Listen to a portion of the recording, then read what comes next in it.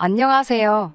저는 결혼한 지 반년도 안 돼서 파혼하고 나온 30대 여자입니다. 저와 남편은 친척 어른의 소개로 만났습니다. 제 나이가 많은 것도 아니었는데 친척 어른 눈에는 나이 먹은 처녀가 시집도 안 가고 있는 게 걱정이 된다며 당신이 자진하여 지금의 남편과 선자리를 주선해 주셨어요. 사실 이건 표면적인 이유고 제가 불쌍해서 따내는 돈 많은 남자 소개해 주신다고 자리를 만드신 것 같았습니다. 남편은 저보다 4살이 많고 인물도 훤칠한 사람이었어요. 남편은 시어머니와 함께 식당을 운영하는 사람이었습니다. 식당 일에 매달리다 보니 여자를 만날 틈이 없었다면서도 저와 만날 운명이라 그랬나 보다는 말을 번지르르하게 잘하는 사람이었어요. 당시 저희 친정은 아버지가 선보증으로 인해 경제적 상황이 녹록지 못한 상황이었습니다.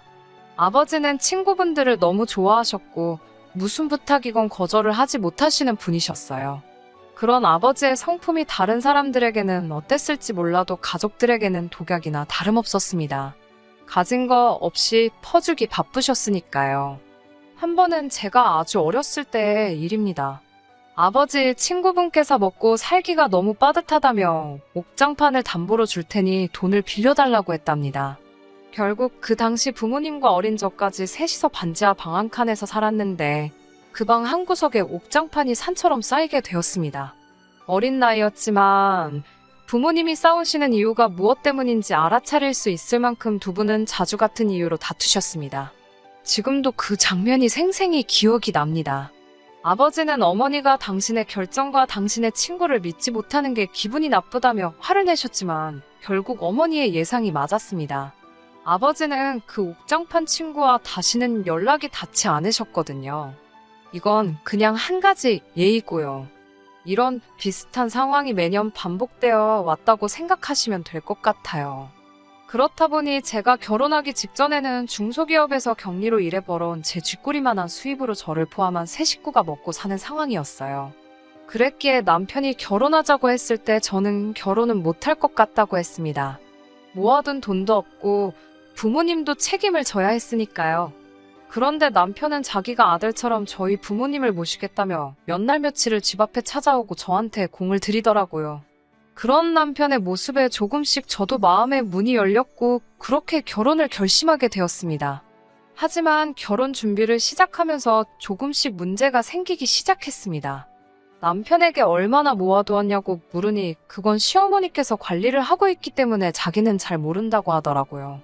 식당 일 자체가 시어머니와 남편 둘이서 하다 보니 시어머니가 전반적으로 모든 부분에 있어서 진두지휘를 하고 계셨습니다.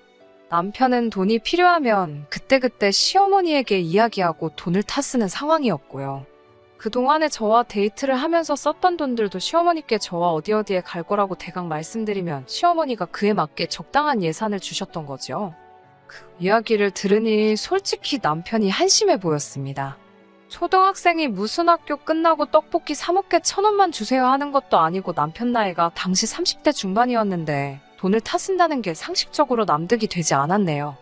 이런 이유로 파혼 같은 건 생각하지 않았지만 그래도 확실히 이야기해둬야겠다 싶었습니다.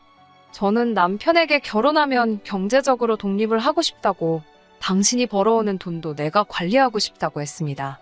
남편은 미처 예상치 못한 이야기를 들어서 그런 건지 살짝 놀라워하는 것 같았습니다.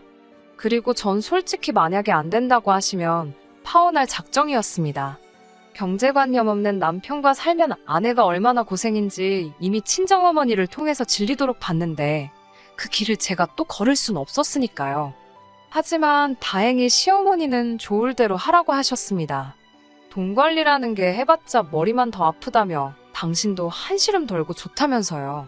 아무튼 이런 이유로 남편이 따로 모아둔 돈은 없었고 대신 시어머니가 집을 구해주셨습니다.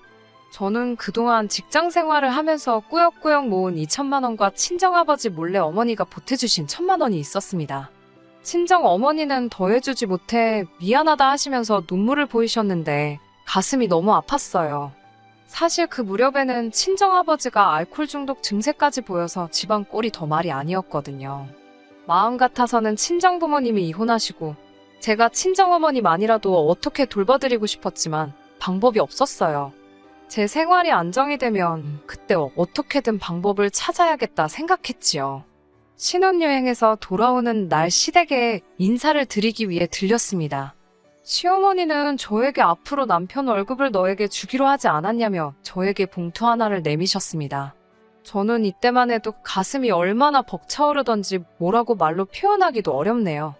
남편도 옆에서 저를 보며 씩 웃어 보이는데 솔직히 저 이때만 해도 정말 결혼 잘한 줄 알았습니다. 집에 돌아와 긴장한 마음으로 봉투를 열었습니다. 그리고 전 정말 충격받았습니다. 시어머니가 주신 돈은 100만 원이었어요. 제가 이렇게 말하면 어떤 분들은 욕을 하실지도 모르겠지만 100만 원이라는 액수는 저에게 충격 그 자체였습니다. 남편은 식당에 하루 종일 있다시피 하거든요. 아침 8시 출근해서 집에 밤 10시나 되어 옵니다.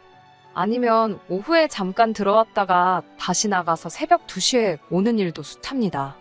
가게 주인이 없으면 직원들이 장난질한다고 어머니와 남편이 둘 중 한 사람은 꼭 가게에 있어야 했거든요.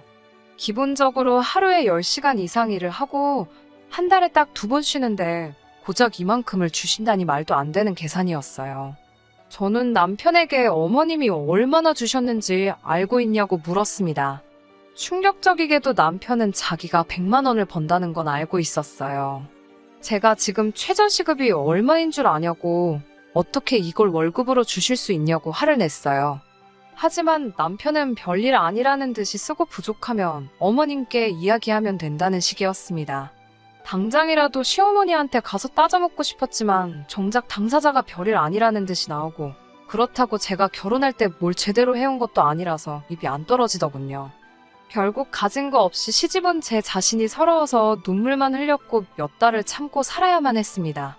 남편 말대로 생활이 아예 안 된 것도 아니었고 생활비가 부족하다 싶으면 남편이 시어머니께 돈을 또 받아오고 하더라고요. 하지만 저를 속상하게 한 건 남편의 월급뿐만은 아니었습니다.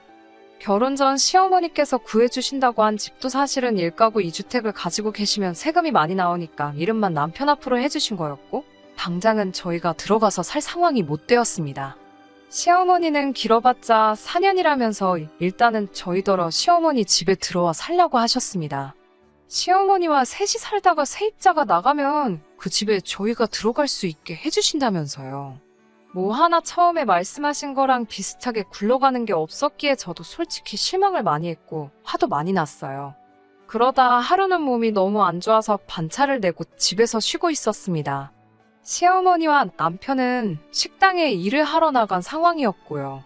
그 두 사람은 제가 집에 있는지 몰랐을 거예요. 제가 평소처럼 출근까지 했다가 중간에 집에 들어왔으니까요. 침대 위에 누워서 잠을 청하고 있는데 갑자기 현관문 열리는 소리가 나더라고요. 발소리를 들으니 시어머니였어요. 나가서 인사를 할까 하다가 솔직히 몸도 피곤하고 그래서 그냥 자는 척 눈을 감고 있었습니다. 날이 더워서 베란다 쪽 창문은 살짝 열어둔 상태였고요. 그래서인지 시어머니 말소리가 너무 잘 들리더군요. 시어머니는 누군가와 통화 중이셨습니다. 무슨 이야기인지 들으려고 한 건 아닌데 제 이름이 자꾸 나와서인지 귀에 딱딱 꽂히더라고요. 전에는 저희 남편이 한 달에 쓰는 돈이 100만 원도 안 됐고 불만도 없었는데 저랑 결혼하고 나서는 100만 원도 기본이라면서 아무래도 저희 친정으로 돈을 빼돌리고 있는 것 같답니다. 듣고 있는데 너무 억울하더라고요. 남편하고 데이트할 때부터 느꼈던 거지만 정말 제대로 된 옷 한 벌이 없었어요. 식당에서 일한다는 이유로 맨날 티셔츠에 청바지만 입고 다니는 남편이 안쓰러워서 옷 몇 벌 사주느라 돈 들어갔고요. 하도 입에서 냄새가 나서 보니까 썩어가는 어금니 치료도 안 하고 있길래 데리고 가서 임플란트 시켰습니다. 어이가 없고 화가 나서 당장이라도 쫓아나가 시어머니한테 뭘 좀 알고 하시는 소리냐고 따져먹고 싶었습니다. 결국 며칠 동안 고민 끝에 남편에게 우리 당분간 떨어져 살자고 했어요. 남편은 갑자기 무슨 자다가 봉창 두들기는 소리냐며 왜 그러냐고 묻더라고요. 저는 시어머니가 저에 대해서 했던 말을 그대로 전달했습니다. 결혼하기 싫다는 사람한테 계속 하자고 밀어붙인 건 당신인데 내가 왜 그런 의심을 받아야 하는 거냐고 그런 분하고 한 집에서 못 산다고 했습니다. 정말 헤어짐을 각오하고 남편에게 말을 꺼냈기 때문에 못할 소리가 없었어요. 남편은 시어머니가 그런 식으로 말을 했을 리 없다면서도 일단 기다려달라고 하더군요. 확인을 해보겠다면서요. 그리고 며칠 뒤 시어머니께서 저에게 이야기 좀 하자고 하셨습니다. 시어머니는 남의 전화를 엿듣는 건 아주 못돼먹은 버릇이라고 말을 꺼내셨습니다. 곧 이어 저에게 하신다는 소리가 그렇게 당당하고 억울하면 제 월급도 당신에게 가져오라고 하시더군요. 당신이 제 돈 관리를 해주시겠다면서요. 어이가 없었죠. 어머님이 왜 제 돈 관리를 하시냐니까. 그래야 친정에 돈을 빼돌리는지 아닌지 확실히 알지 않겠냐. 누명을 벗고 싶지 않냐고 되물으시더라고요. 설령 제가 번 돈인데 친정에 좀 드리면 어떠냐 하니까 너는 이제 우리 집에 시집 왔으니 죽어서도 우리 집 귀신이 돼야 하는 거 모르냐고 하시더군요.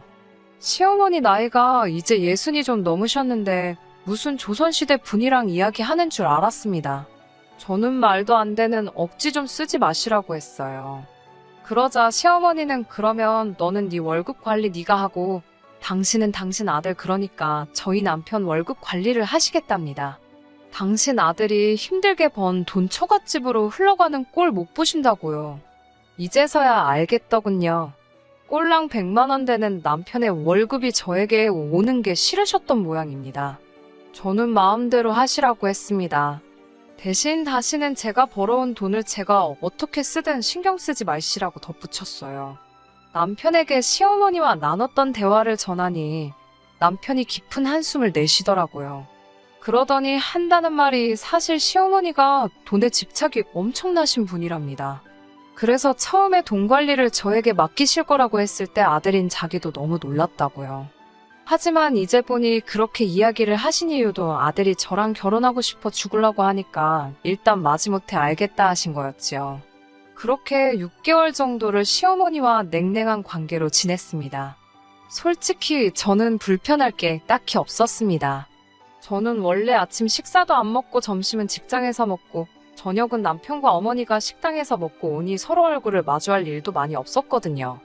그런데 시어머니는 이것도 마음에 안 드셨나 봅니다. 저더러 생활비를 내라고 하시더군요. 당신 집에서 공짜로 먹고 자고 하니까 생활비를 내랍니다. 처음에 결혼할 때 집 해주신다고 얼렁뚱땅 합가를 하게 한 건 당신이시면서 생활비를 내라는 억지를 쓰셨어요. 저는 생활비까지 내야 하면 차라리 방을 구해 나가겠다고 했습니다. 시어머니는 콧웃음을 치시면서 그럴 돈이나 있냐고 비웃으셨어요. 저는 그때부터 회사 근처 오피스텔을 샅샅이 뒤졌습니다. 시어머니의 심통과 억지를 받아내면서 살만한 큰 그릇도 못 대었고 그런 상황에서 제대로 목소리도 못 내는 남편도 꼴보기가 싫었으니까요. 그렇게 2주 가까이 지났을 무렵 정말 기적같이 제 예산에 맞는 오피스텔을 찾게 되었습니다. 결혼할 때 혼수와 예단을 하기 위해 가져온 3천만 원이 이렇게 쓰이게 될 줄은 상상도 못했지만요. 계약서에 잉크가 마르기도 전에 시집에 도착해 제 짐을 싸기 시작했습니다. 그 모습을 본 시어머니가 저더러 뭐하는 짓거리냐고 물으셨어요. 저는 생활비 낼 바엔 나간다고 하지 않았냐고 지금 나가는 거라고 했습니다.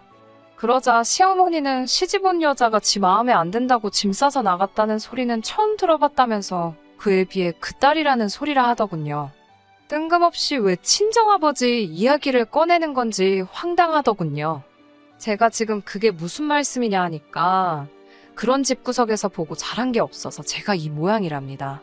그러면서 시어머니는 이판사판이다 싶었는지 저에게 그러셨습니다. 아들놈이 좋아 죽는다고 해서 결혼은 시켰지만 뭐 하나 마음에 드는 구석이 없답니다. 식당 며느리면 시간 날 때마다 나와서 카운터 보고 설거지하고 그런 게 있어야 되는데 꼴 같지도 않은 직장 다닌다고 아침에 차려입고 나가는 것도 마음에 안 든다고요. 그 밖에도 여러 가지 이야기를 하셨는데 전부 다 억지고 혼자만의 상상이시라 하나하나 대꾸할 가치도 느껴지지 않았습니다. 결국 저는 남편에게 다시 한번 헤어지자고 말했습니다. 시어머니가 했던 말을 또 전달을 했어요. 들으시는 분들도 이 레파토리가 지겨우시겠지만 직접 겪은 저야말로 노이로제가 걸릴 만큼 지긋지긋했습니다.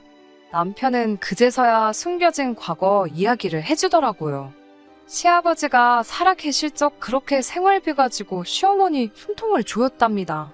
시어머니가 뭐 하나 작은 실수만 해도 생활비에서 뺀다고 그러고 돈도 제때 안 주고 아들인 자기가 봐도 정말 치사하다 싶을 정도로요. 그런데 시아버지가 돌아가시고 나자 시어머니가 아버님의 행동을 그대로 따라하고 계시더랍니다. 당신이 겪어보니 돈을 쥐고 있으면 조종 못할 사람이 없는 것 같다면서요.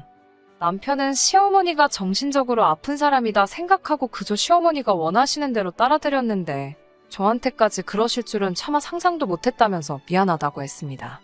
그런 사연을 듣고 나니 시어머니가 좀 불쌍하기도 하고 그런 부모님 밑에서 자란 남편이 안쓰럽기도 하더라고요. 이번 한 번만 더 참고 넘어갈까 그런 생각이 들었을 정도로요. 남편은 저더러 원하면 오피스텔로 가자고 했습니다. 그리고 자기가 시어머니와 잘 말해서 월급도 제대로 받아오겠다고 했어요. 남편이 이렇게까지 이야기를 해주니 제 마음속의 화도 어느 정도 가라앉았고 이번에도 이렇게 넘어가겠구나 싶었습니다. 그렇게 이튿날 남편과 정말 짐을 싸서 계약한 오피스텔로 나갔습니다. 그 사실을 알게 된 시어머니는 노발대발 난리가 나셨습니다. 저희더러 야반도주를 했다면서 이게 다 저 때문이랍니다. 여기까지도 어느 정도 예상을 했던 일이라서 죄송하다. 어쩔 수 없었다 하고 어떻게 잘 넘겨보려고 했습니다. 식당으로 오라고 하시길래 한 번은 겪어야 할 일이다 생각하고 식당으로 향했습니다. 당시 식당에는 시어머니와 남편이 잠깐 쉬기 위해 만들어 놓은 뒷방이 있었는데 그쪽에서 기다리라 하시더군요. 얼마 지나지 않아 점심시간대가 지나 손님들이 대부분 빠졌을 무렵이었어요. 시어머니께서 저더러 다시 홀로 나오라고 하시더군요. 나가니 시어머니가 다짜고짜 저에게 도대체 남편을 어떻게 구워 삶았냐며 저 때문에 당신 착한 아들이 집을 나갔다 하셨습니다. 저도 더는 시어머니의 억지를 들어주고만 있을 수가 없어서 어쩔 수 없이 받아치기 시작했습니다. 그리고 이번만큼은 저도 녹음을 해야겠다 싶더라고요. 매번 증거 없이 남편에게 이야기를 하니 남편은 제 말을 믿어주는 것 같으면서도 설마 하는 눈초리를 보내곤 했었으니까요. 시어머니 눈을 피해 핸드폰 녹음기를 켜고는 돈 몇 푼 가지고 사람을 이렇게 저렇게 마음대로 떡주무르듯 하실 수 있을 줄 알았냐고 물었습니다. 그러자 시어머니가 코수숨을 치더니 네가 뭐가 잘났다고 내가 너한테 아무것도 해오란 소리도 안 하고 며느리로 들였다고 생각하냐 물으셨습니다. 제가 순간 생각지 못한 말씀에 벙쪄있자 시어머니가 그러시더군요. 시장 가면 하자 있는 거 비품 같은 거 싸게 팔지. 너가 딱 그런 거야. 하자 있어도 그럭저럭 쓸만한 것 같아서 가지고 왔는데 이런 식이면 나도 곤란하다고 그러셨습니다. 시어머니가 평소에 말을 막 하긴 하시지만 속으로 저를 그렇게 생각하고 계실 거라곤 꿈에도 상상하지 못했기 때문에 충격이 너무나 컸습니다. 그리고 마침 남편이 가게로 들어오고 있었습니다. 남편이 저와 시어머니를 번갈아 쳐다보더니 무슨 일이 있었냐고 묻더라고요. 제가 말을 잇지 못하자 시어머니는 남편에게 거짓말을 하시더군요. 당신이 앞으로 저와 한번 사이좋게 잘 지내보자고 했더니 감동을 받았는지 저런다면서요. 그러면서 저에게 아가, 우리 이제 잘 지내보자. 내 마음 잘 알겠지? 그러시는 거예요. 그때 정말 시어머니가 어떤 사람인지 확실히 알아차렸습니다. 사이코가 따로 없더라고요. 저는 방금 녹음한 파일을 식당 안에서 틀어버렸습니다. 시어머니는 당신 목소리가 흘러나오니 깜짝 놀랬고 남편은 털썩 주저앉더니 원망스러운 눈으로 시어머니를 노려보았습니다. 저는 남편에게 이러니 내가 당신하고 어떻게 같이 살 수 있겠냐고 물었습니다. 남편도 시어머니에게 도대체 왜 그러는 거냐고 울부짖더라고요. 그러자 시어머니는 나이든 엄마가 돈이라도 없으면 뭐로 자식을 옆에 끼고 살 수 있겠냐며 이게 다 남편을 사랑해서 그런 거라고 하시더군요. 그 모습을 보고 있자니 저는 더욱 더 이들 사이에 끼어있고 싶지 않았습니다. 결국 얼마 지나지 않아 저는 변호사를 선임했습니다. 남편은 저에게 미안하다고 몇 번이고 사과는 했지만 그래도 자기 어머니는 정신적으로 많이 아픈 사람이니 이번 한 번만 더 이해해주면 안 되냐고 빌었고 그마저도 저에게는 너무나 스트레스였기에 결국 이혼을 결심할 수밖에 없었습니다. 이혼 사유는 시어머니의 폭언이 주였고 다행히 이혼 소송에 있어서 녹음 파일이 중요한 역할을 해주었습니다. 저는 결혼 생활 1년 만에 위자료 2천만 원을 받고 그 집에서 나오게 되었어요. 제가 이혼하는 모습을 보고서야 친정 아버지도 당신이 무능하여 딸이 이렇게까지 고생을 하는가 싶으셨다며 이번 일을 기회로 정신 차리시겠다 약속해 주셨습니다. 이혼한 지 석 달이 지난 지금 남편에게선 가끔씩 연락이 옵니다. 저랑 이혼하고 나서야 시어머니도 정신을 차리셨는지 월급도 올려주셨고 오피스텔 생활도 허락을 해주셨다면서 다시 시작할 수 없겠냐고 묻더군요. 이혼하기 전에 정말 약속하셨던 것들만 지켜주셨어도 저는 정말 좋은 며느리가 되어드렸을 텐데 씁쓸하더라고요. 그래도 이미 지나간 일이니 후회해봐야 소용없지요. 다행히 친정아버지는 드시는 술도 많이 줄었고 친정어머니도 그런 아버지의 변화에 기뻐하시는 눈치입니다. 우리 모두 이제 앞만 보고 나아가려고 합니다. 그럼 또 언젠가 좋은 날이 오겠지요? 끝까지 들어주셔서 감사합니다. 오늘의 사연은 여기까지입니다. 구독과 좋아요, 알람 설정 부탁드리고 더 좋은 사연으로 다시 찾아뵙겠습니다.